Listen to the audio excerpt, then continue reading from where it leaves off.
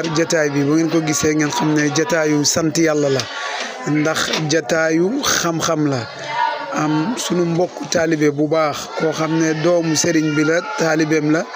am mbir moo xamante ni daf cee nekkoon di ci liggéey ci ndigalal sëriñ bi xalifa bi xadimul umma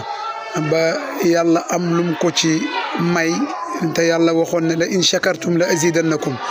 bu ngeen sante rek ma dolli leen moom xam na lool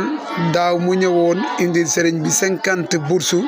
yoo xam ne pour ñi nga xam ne bëgg nañoo dem jàngi ci université Mame El Hadji Abdoulaye Niass bi nekk fii nii ci Kaolack bi mu ñëwee gis ne 50 yooyu bi mu ko joxee sëriñ bi indil na ko fa ay xeet yu bëri ba ci ñoo xam ne international bi lañ dëkk ñu ñëw jàng ak ñoom mu gis résultat yi nga xam ne am na ko fa ren tamit mu ñëwaat mu ne gannaaw am defoon naa ko daaw fekkee déwén ak am ndollal ren dañuy ñëwaat pour doubler liñ defoon daaw ñu ngi koy ñaanal yàlla li ko yàlla defaloon ci tawfiix ba mu mën a doubler lii yàlla na ko yàlla defaral tawfiix bu ëpp lool ba bu déwénee mu doubler waat ko wala mu tripler ko te incha allahu yàlla dana ko def ndax yàlla moo ñu wax ci alquran ne man jaa bi xasanatin falahu ashru amsaliha képp ku def benn bu baax yàlla daf lay fay fukki yiw kon fukki yiw yooyu di dañ bay nekk ay fukki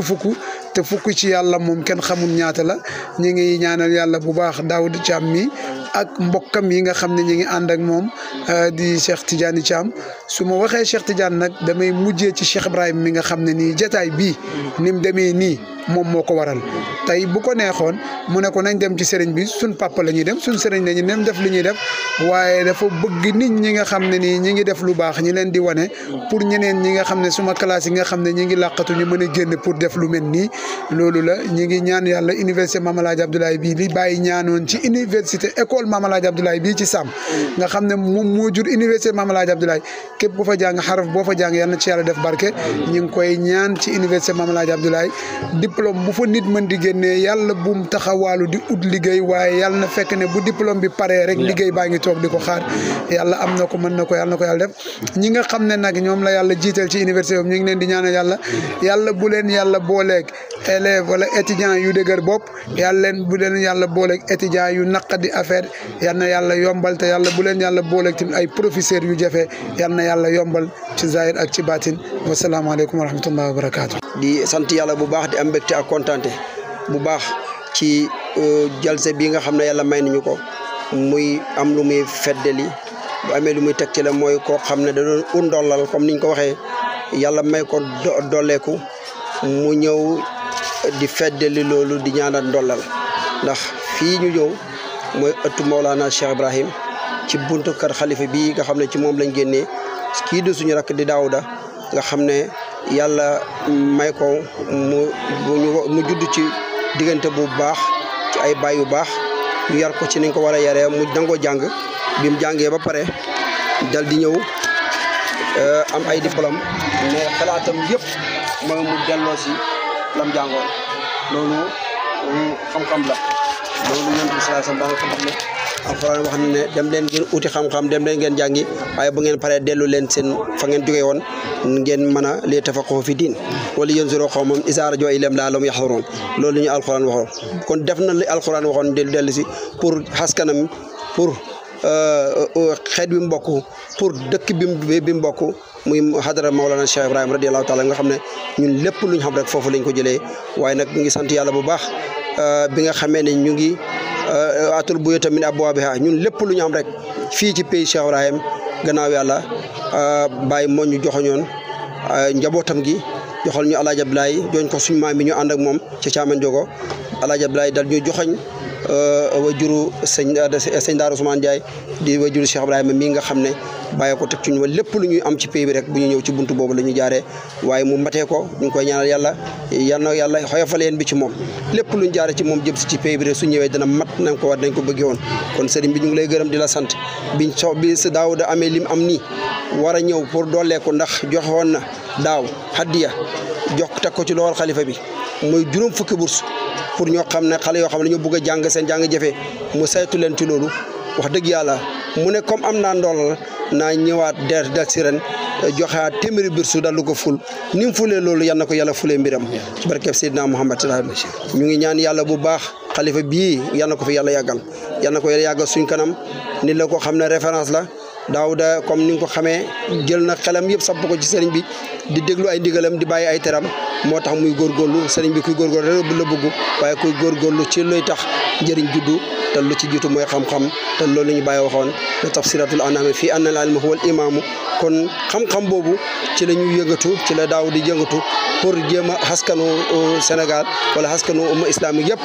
dal di jëriñu ci li ko yàqal nga xam ne moom la ko yàlla may gannaaw bu mu jàngee ba pare ñu ngi ko ñaan yàlla lépp lu ko xalifa bi ñaan rek dana ko yàlla dëggal ci jaay Seydina Muhammad sallallahu alayhi wa sallam waaye duñ dañ di gërëm Cheikh Ibrahima Ndiaye waxtu wu nekk rek mu ngi taxaw suñu wet di jàppalante ñun di dimbalante ñun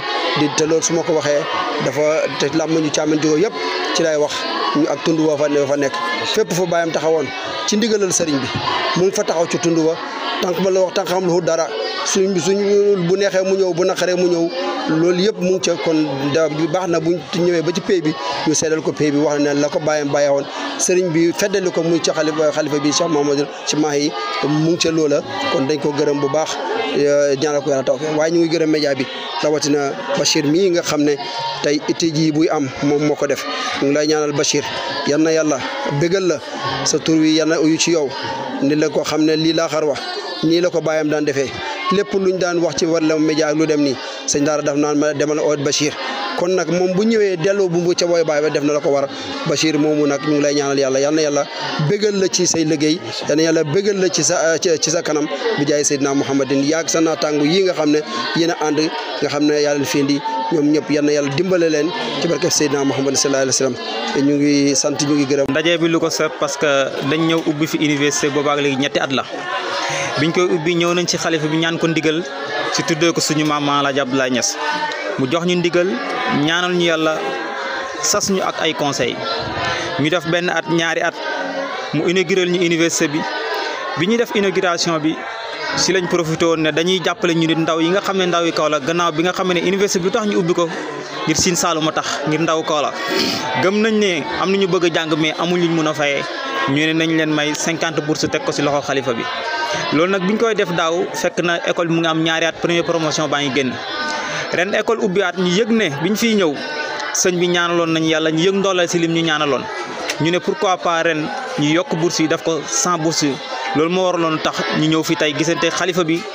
ànd fi ak suñuy kilifa yi pour jébbal ko téeméeri bourse yooyu nga xam ne doomu Kaolack yi nga xam ne bëgg nañoo jàng te seen doole àggul foofu ñu mën a góorgóorlu jàng si université Maam Alaaji Abdoulaye Niass loolu moo doon taxawaay bi. beneen bi aussi ñu yëg ne Kaolack am na lu bëri loo xam ne dafa manqué si projet bu ñu fi indiloon aussi si benn internat mun naa wax ne préscolaire lay doon bu ñuy créé fii si Kaolack ñu tuddee ko kër Maam Alaaji Abdoulaye Niass comme ni ñu ñëwoon bi ñuy créé université Abdoulaye Niass ñaan ko ndigal mu may ñu ndigal ñu ne nañ ñëwaat aussi ñaan ko ndigal si loolu sàkkuwaat ñaan si moom nga xam ne lépp loo xam ne ñu ngi ko sémbu si lu ñu demee rek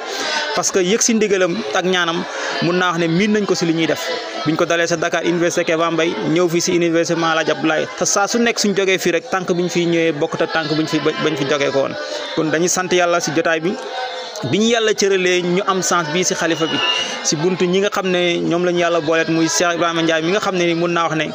suñ lépp moom moo koy taxawee si yéenam si yitteem si jotam si léppam kon Cheikh ñu ngi ñaanal ko yàlla aussi yàlla yàggal ko fi lool barkeel ay mbiram donc si gàttal loolu daal moo doon li nga xam ne moom moo doon taxawaay bi.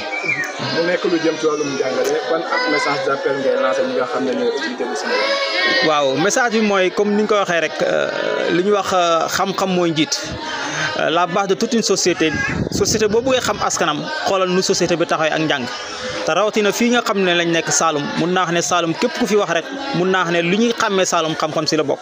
xam-xam boobu nag comme yàlla def Saalum tey ni ñu koy waxee doon la grenier si mbiru xam-xam képp koo xam ne tey ñu ngi lay dégg si Sénégal si mbiru xam-xam yaakaar naa Saalum am na fi cër boobu nag li ñuy lancé autorité ñu gën a bàyyi xel loolu gën a gëstu loolu c'est vrai que nag ñu ngi si bay waar si domaine yu bëri mais li am solo mooy ñu jéem a fexe de telle sorte que xam-xam bi méngoog jamono ñu boole ko si li nga xam ne looy la ñuy jàppalee ndaw ñi parce que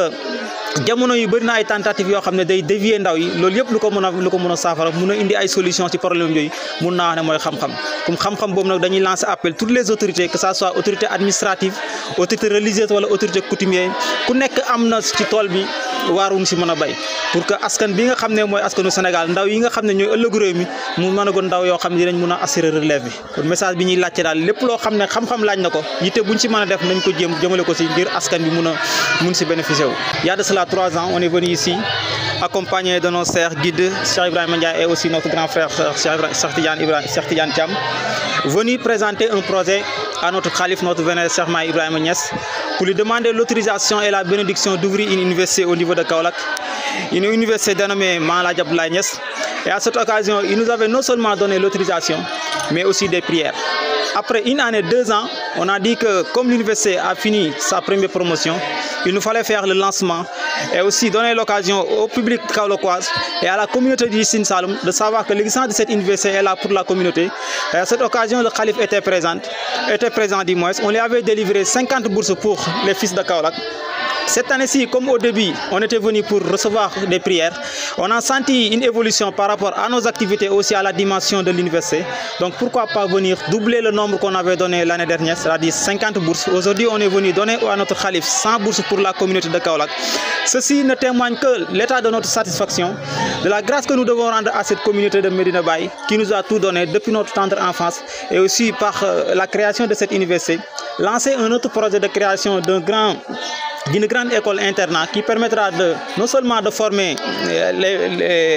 les enfants, mais de former selon les valeurs de notre localité, c'est-à-dire les valeurs religieuses, les valeurs morales qui vont au moins permettre à cette génération de s'échapper ou bien d'échapper à certaines dérives de la société qui sont dues au manque de formation, manque d'éducation religieuse et surtout manque de valeurs morales, surtout par rapport à ces sociétés actuelles dont nous vivons. Donc c'est une occasion de rendre grâce à Dieu, de remercier surtout notre parent, notre guide, Cheikh Ibrahima Ndiaye et Cheikh Ahmed Tidiane. Je ne pourrais pas terminer aussi sans remercier l'équipe pédagogique de l'université Abdoulaye Niass. Quand je dis l'équipe pédagogique, c'est l'administration et les étudiants qui ne cessent de menacer aucun effort pour la réussite de cette mission que nous sommes assignés. Donc c'est une occasion pour nous, une satisfaction et aussi de nous lancer des défis, de permettre de réaliser cet engagement que nous sommes assignés sur le devenir de Kaolack. Donc c'est ça l'objectif de l'université Abdoulaye. Envers les autorités, le message que nous lançons toujours, c'est de donner encore davantage satisfaction, orientation par rapport à l'éducation et la formation. Parce que ce qui est remarqué aujourd'hui au Sénégal, les autorités ont tendance un peu de faillir par rapport à une politique d'accompagnement, surtout de la jeunesse, et aussi d'orienter les priorités sur la formation de la jeunesse et surtout d'ancrer la formation par rapport à nos valeurs. Donc le message que nous lançons à ces chères autorités, de venir en aide par rapport à ces communautés, par rapport à ces jeunes, pourquoi pas chercher des logiques de parrainage, de parrainer des étudiants ou bien parrainer des jeunes pour qu'ils puissent au moins faire leurs études et terminer en beauté afin de pouvoir satisfaire ou bien jouer pleinement leur rôle par rapport à la société.